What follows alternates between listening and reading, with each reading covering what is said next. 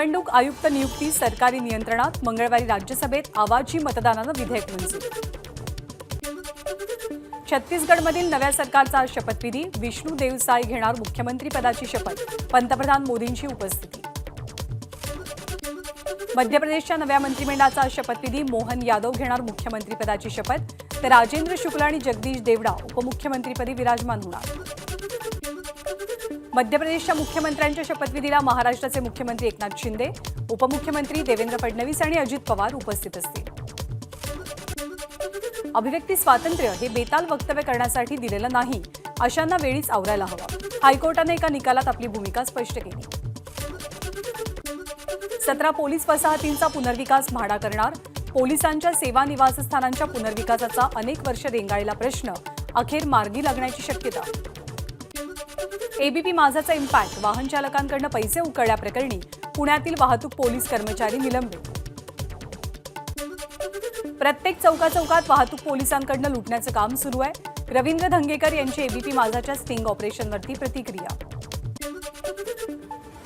सूर्यकुमार आणि रिंकू सिंगचं अर्धशतक वाया. दक्षिण आफ्रिकेचा भारतावरती 5 गडी राखून दणदणीत विजय. पावसामुळे प्रभावित झालेल्या सामन्यात नशिबाची दक्षिण आफ्रिकेला साथ. सामन्यात भारताच्या प्रथम फलंदाजी करताना 180 धावा, मात्र त्यानंतर पावसाला सुरुवात आणि डकवर्थ लुईसनुसार दक्षिण आफ्रिकेला 15 षटकात 152 धावांचं लक्ष्य. ओबीसी समाजाच्या विविध प्रलंबित मागण्यांसाठी आज विशेष बैठक. राष्ट्रीय ओबीसी महासंघाचे अध्यक्ष बबनराव तायवाडेंसह काही लोकप्रतिनिधी निमंत्रित. दुधाच्या प्रश्नी मुख्यमंत्र्यांच्या शेतकरी नेत्यांसोबत बैठक. सदाभाऊ खोत यांच्यासह महत्त्वाचे नेते हजर असतील. जुन्या पेन्शनबाबत केंद्रीय समितीचा निर्णय लवकरच येईल. उपमुख्यमंत्री देवेंद्र फडणवीसांची माहिती. जुन्या पेन्शन प्रकरणी मुख्यमंत्र्यांची अर्थमंत्र्यांसोबत बैठक. अधिकारी आणि कर्मचारी संघटनेचे पदाधिकारी उपस्थित. जुन्या पेन्शन योजनेसाठी शिक्षकांसोबत चर्चा करू. देवेंद्र फडणवीसांची माहिती. 14 तारखेचा संप मागे घ्यावा, शिक्षकांना विनंती. जुन्या पेन्शन योजनेसंदर्भात सरकार सकारात्मक. विधानसभा निवडणुकीपूर्वी निर्णय घेणार. अजित पवारांचं विधान परिषदेत आश्वासन. जुन्या पेन्शन योजनेची मागणी करणाऱ्या आंदोलकांच्या पाठीशी शिवसेना. उद्धव ठाकरेंची भूमिका. जुन्या पेन्शनच्या मागणीसाठी 14 डिसेंबरपासून राज्यातील 17 लाख कर्मचारी बेमुदत संपावर जाणार. यवतमाळ जिल्ह्यातील 80,000 कर्मचाऱ्यांचाही समावेश. दुष्काळाच्या पाहणीसाठी केंद्रीय पथक आज मराठवाडा आणि उत्तर महाराष्ट्र दौऱ्यावर. मराठवाड्यातील 4 जिल्ह्यांसह नाशिक, जळगावचाही समावेश. हिवाळी अधिवेशनाच्या 5व्या दिवशी विधिमंडळावरती धडकणार 10 मोर्चे. संगणक परिचालक आणि लहुजी शक्ती सेनेचा मोर्चा लक्षणीय ठरण्याचा अंदाज. बारसू रिफायनरी प्रकरणी ठाकरे गट आक्रमक होण्याची शक्यता. देवेंद्र फडणवीसांना भेटून गुन्हे मागे घेण्याची विनंती करणार. बारसू इथल्या रिफायनरीला आणखी 2 गावांचा विरोध. रिफायनरीसाठी लागणारं क्रूड ऑइल टर्मिनल उभारल्या जाणाऱ्या गावांचा रिफायनरी विरोधकांना पाठिंबा. शिवसेना आमदार अपात्रता प्रकरणाच्या वेळापत्रकात पुन्हा बदल. अंतिम सुनावणी 18 डिसेंबरपासून सुरू होणार, तर शनिवार आणि रविवारी होणारी सुनावणी रद्द. शिवसेना आमदार अपात्रतेच्या प्रकरणाचा 20 तारखेपर्यंत निकाल देण्याचा प्रयत्न. राहुल नार्वेकरांची माहिती. विधिमंडळात 2 दिवसांच्या चर्चेनंतर 55,520 कोटींच्या पुरवणी मागण्या मंजूर. पुरवणी मागण्यांमुळे वाढलेली महसुली तूट कमी करणार. अर्थमंत्री अजित पवारांचं पुरवणी मागण्यांवरच्या चर्चेला उत्तर. विधिमंडळामध्ये मराठा आरक्षणावरची चर्चा आजही सुरू असेल. 100 आमदारांनी चर्चेसाठी नावं दिली आहेत. रोहित पवारांच्या युवा संघर्ष यात्रेचा नागपूरमध्ये समारोप. राष्ट्रवादीचे अध्यक्ष शरद पवार, संजय राऊत, बाळासाहेब थोरातांसह महाविकास आघाडीच्या अन्य नेत्यांची उपस्थिती. निवेदन घेण्यासाठी वेळ देऊन सुद्धा प्रशासनाकडून कुणी न आल्यामुळे रोहित पवारांसह कार्यकर्ते आक्रमक. संघर्ष यात्रेच्या समारोपानंतर बॅरिकेडिंग तोडून पुढे जाण्याचा प्रयत्न. रोहित पवारांच्या युवा संघर्ष यात्रेत गोंधळ. कार्यकर्त्यांना मारहाण झाली, अत्यंत चुकीचं. याबद्दल विधानसभेत आवाज उठवणार. जयंत पाटलांची माहिती. रोहित पवारांनी संघर्ष न करता चर्चेतनं मार्ग काढणं गरजेचं आहे. अब्दुल सत्तारांचा रोहित पवारांना सल्ला. मुख्यमंत्री आणि राष्ट्रवादीच्या शिष्टमंडळात चर्चा. रोहित पवारांच्या मागण्या मान्य झाल्याची माहिती. तरुण पिढीसमोर आज अनेक प्रश्न आहेत. धनगर मराठा आरक्षणाबाबत तरुणांच्या अपेक्षा वाढल्यात. रोहित पवार यांचं वक्तव्य. युवा संघर्ष यात्रेला गावातील लोकांनी पाठ फिरवल्यामुळे फ्रस्ट्रेशनमधनं रोहित पवार काहीही बोलू लागलेत. युवा संघर्ष यात्रेवरनं उपमुख्यमंत्री फडणवीसांची टीका.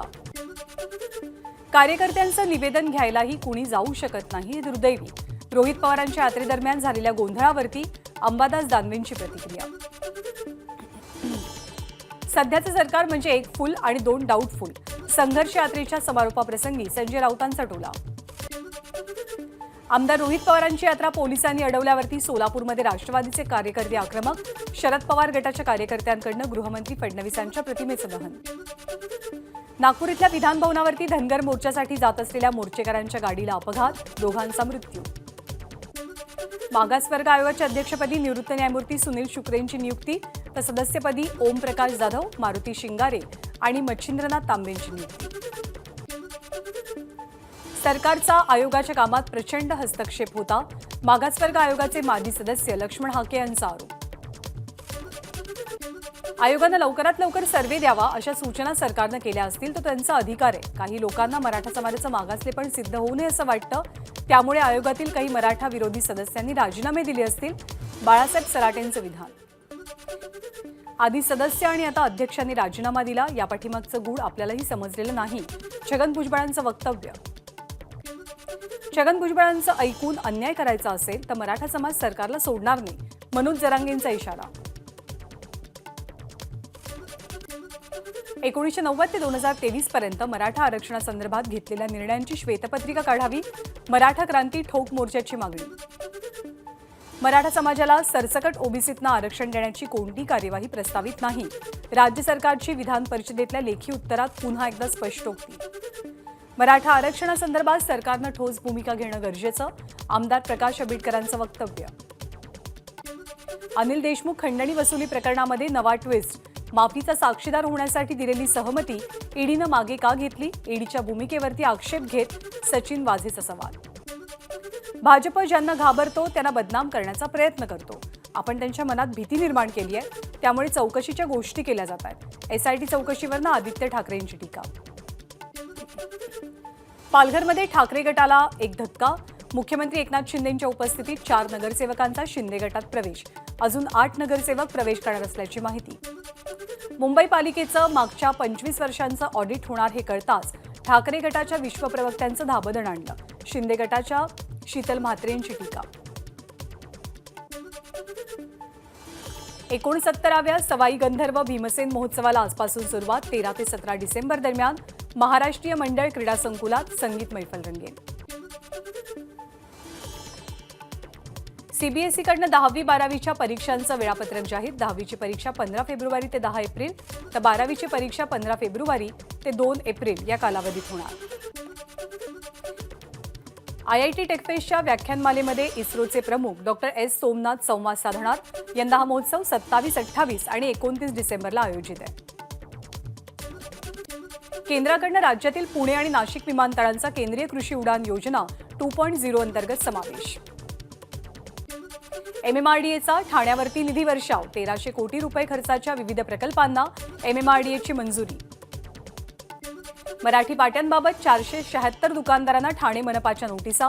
मनसेकडनं दुकानदारांना अल्टिमेटम देत तीव्र इशारा.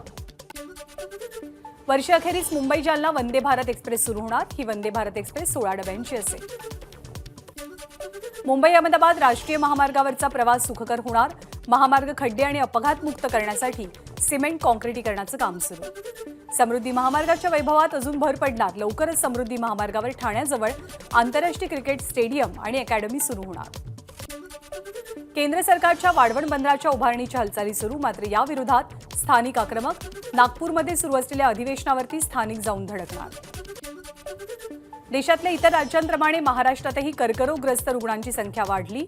2023 मध्ये 1,21,717 नागरिकांना कर्करोगाची बाधा. धुळ्यातल्या तापमानात घट. शहराचं तापमान 11 अंश सेल्सिअसवर.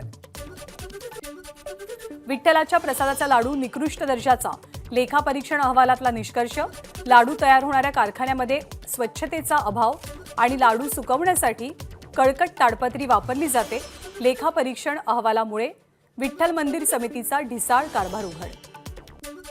8 दिवसांपूर्वीपासून शिर्डीच्या राहुरी तालुक्यातील अंगणवाडी सेविकांचं काम बंद आंदोलन. 15 डिसेंबरला राज्यातल्या अंगणवाडी सेविकांचा मोर्चा. नागपूरला धडके. मुंबईतल्या किमान तापमानात 2 ते 3 अंश सेल्सिअसची घट होण्याची शक्यता. उत्तरेकडून येणाऱ्या वाऱ्यांमुळे मुंबईचं रात्रीचं तापमान 18 ते 19 अंश सेल्सिअसपर्यंत खाली उतरण्याचा अंदाज.